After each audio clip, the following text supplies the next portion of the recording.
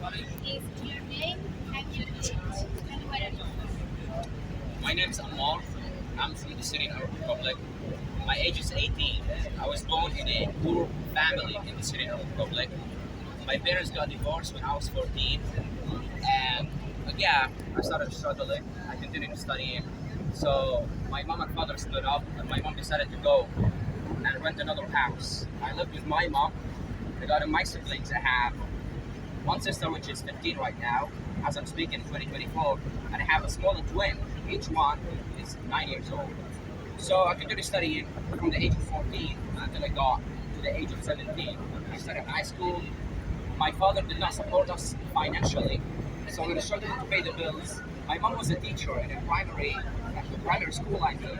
So she was teaching there, struggling to pay the bills. We were so poor, we were struggling, we were suffering, we were discriminated against. Have you been discriminated against? We have. We suffer. So regarding my mom, she's a Muslim woman, and she's Sunni from this specific religious sect. So she has to, according to our religious beliefs, a woman has to wear al hijab. She would go to school, and all the people in there, because regarding the community that we interacted with, regarding the people in the school, I'm talking about the teachers, the managers, I'm talking about the students. They were all from a different religious sect, which is called the Druze. And these Druze people were discriminated against me in the school. They were discriminated against my mom in the school. So we had a lot of political opinions just because of my mom's identity and her origins. So this is the place where all the fire started to explode from a place called Dara. So my mom is from Dara, and yeah, just because of that, she was discriminated against. A lot of people did not like us. A lot of people were attacking us with the beliefs that we didn't have. And I remember once I was going to school. I was acting with my friends in the classroom. So having conversations, and a lot of people, my friend, so I was in US, came to me and asked me, "You are what?" He asked me that question. Just because of the brainwashing that's going on in Syria, that brainwashing is all programming that's going on. So I said, I'm Sunni. And unfortunately, they went to the fucking manager. I'm sorry to say, to be offensive and speak these words, but it's super important to emphasize these words. It's super important for me to explain the racism, explain the problems that Syrian people are facing. They are having a lot of problems, a lot of issues. The other people in the West are ignoring. You have to pay attention. So this dude went to the manager and told her, Ammar is Sunni, Ammar is Sunni. You know, just a side note, a Sunni, this specific word, in the Arab languages, it refers to a truth. A truth. So a Sunni means this truth. So he went there, he told all the people in the classroom, Ammar is Sunni, Ammar is Sunni. They were making jokes of me. They were laughing at me. They were discriminating against me. And I felt pain. I was a small kid. I was 10 years old. I was discriminated against. I felt ashamed. I didn't know what to do. I didn't have any option. I started crying, and even the teacher started racism. Started practicing racism against me. Oh, you're Sunni. We're all the Druze. We're all Alawi. What are these problems that we're having here in Syria? It was all a mess. Then I decided to leave. So, long story short, I started in high school, and after that, I have two options. The first option that I had to go through, that I had to decide, was to join the military, to join Assad's regime. So I do not like Assad. I do not support him in any form. I do not associate with him. I hate him. I hate Assad and his authoritarian schemes. So I decided to get rid of the first option. The second option that I did have was for me to go and pursue my studies. By the way, in high school, I got really high grades. I was the best of the best. So for more than 99% of the whole grade in high school, I was eligible, luckily, to go and study medicine, which is the dream of a lot of Syrian people. So how about the cost? I could not afford it. If my mom is struggling to pay the bills, if my mom is a teacher, she's getting paid less than the minimum wage. But these so-called benefits, these so-called, from Assad, not every single month, let's say twice a year. The issue is 40,000 Syrian pounds, which is it's nothing. What are you talking about? Less than $3. You're trying to just, I give my people. He does not care about the people. He does not care about the Syrian people. He attacked us. He attacked people. He attacked hospitals in Aleppo. He attacked his own people. So this is a big problem. The second option that I did have was to go and study medicine. I eliminated that option because I could not afford it. So I said, okay, I need to escape. My mom is poor, we are hungry, we cannot just not have enough heat. We're so cold, putting blankets on us, we're struggling a lot, we're so cold. What do we do? What option did we have? Nothing.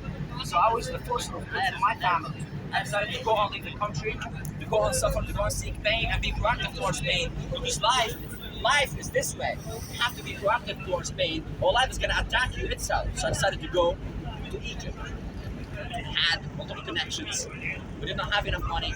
As I said, we did not have enough money to pay for the food, to pay for the water. So struggling, I contacted so many friends. And a lot of people ask me this question right now. How did you have friends that took you money, that paid you money in order for you to go? Well, I got in that thing. I'm a really good person. I'm a positive person. I do not lie. I'm a brave person. All my friends, they trust me. So they put their money with me. They gave me money. I got in debt in order for me to go on a flight from Damascus to go to Cairo, which is the capital of Egypt. So I went there. I started going through the process. I started interacting with the Egyptian people.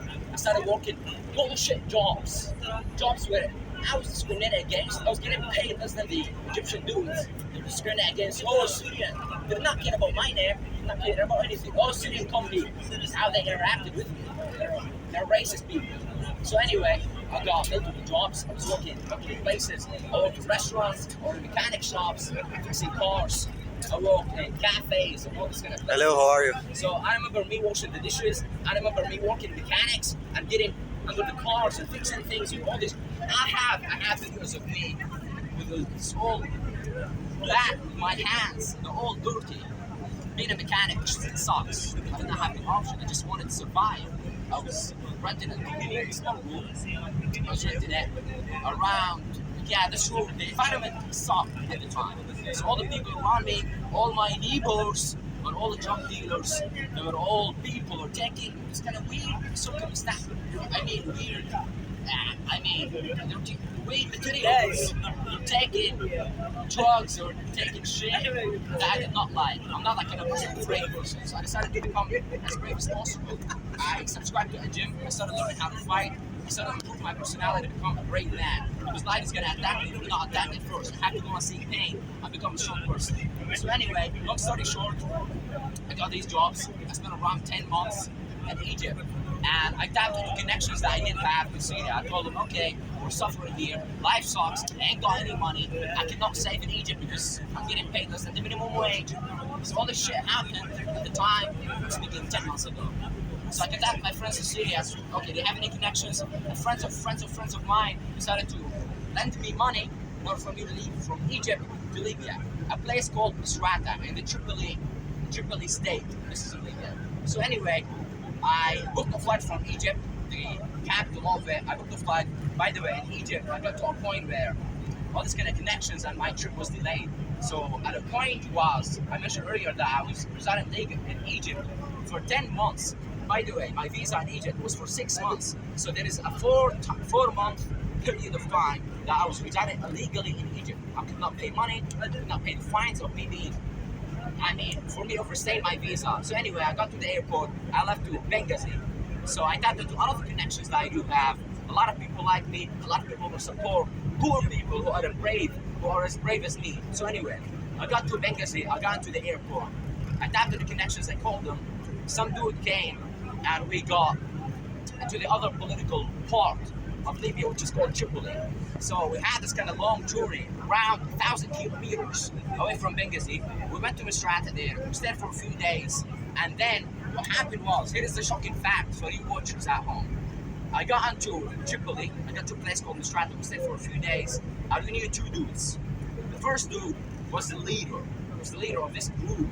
So many people call it criminal. I do not understand why do you call people who let other people escape pain, to escape suffering, to escape the racism in Syria criminals? We're not criminals. Those people who helped us, the leader of our group was not criminal at all. He helped us to escape. He helped us to become free.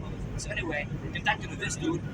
This leader that I mentioned earlier was in contact with other leader who managed to hold the trip. They took around $5,000 from us, each one. So we were around 39 dudes and women. and there were a lot of, many multiple, underage people, under 18. So anyway, we got on the boat. First, we paid $5,000, something like that, and then we got on the boat. We spent a few days. Not a few days, to be honest with you, we spent a few hours first, but we stayed for a few days at the sea. Anyway, a few hours passed, and then all the engines, all of a sudden broke down. All the engines failed, could not move anymore. Now we are stuck. We look at where are the people, where are the ships? We could not see anything. Where are the saviors? We could not see anything. So anyway, I was the hero, and I get asked a question all the time. So many people ask me, weren't you afraid? Weren't you scared?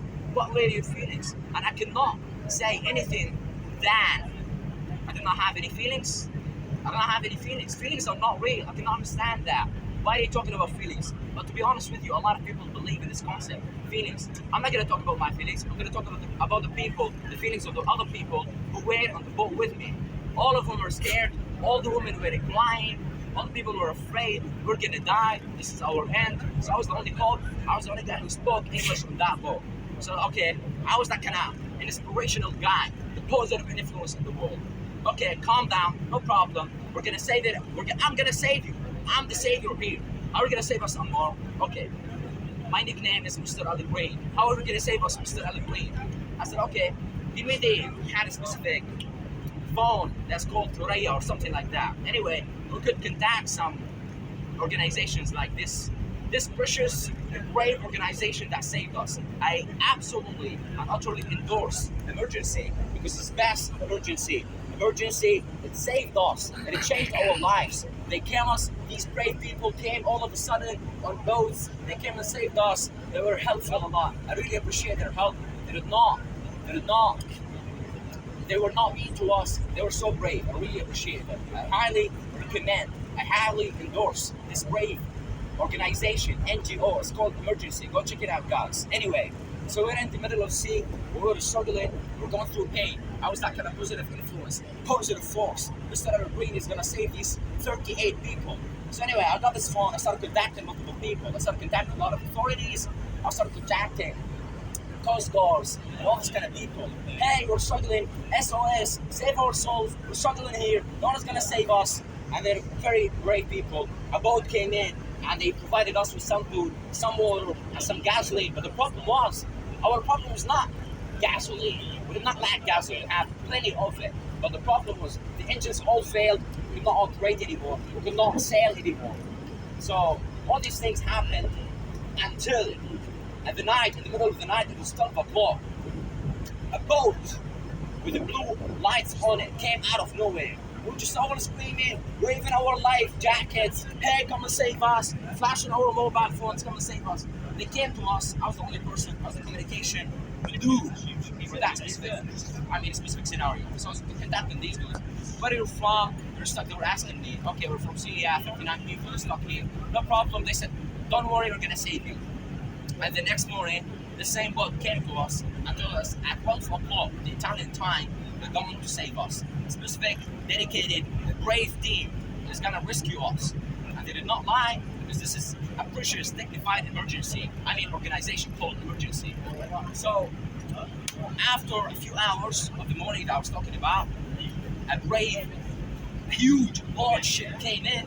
I was so happy. Have a look at the faces of other people. Now they have this kind of hope. Now they're happy. They feel happy again. What you would like to do now that you are in Europe? Can you say the question again? What will you do now that you are in Europe? What's your plan? Okay. Regarding my plans in Europe, I get asked this question all the time, which is a very good question. I have a look at people. Let me explain my mental model first before I answer this question. There are three groups of people who enter Europe. First, the lazy people. The lazy people want to go and live on government benefits. Well, I'm not gonna worry. The government is paying me. I'm gonna stay at home and do nothing. I'm gonna work. I'm gonna have a job. This is it. No problem. I'm successful right now.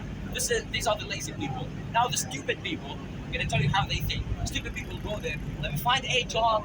It is a factory. It is a shop.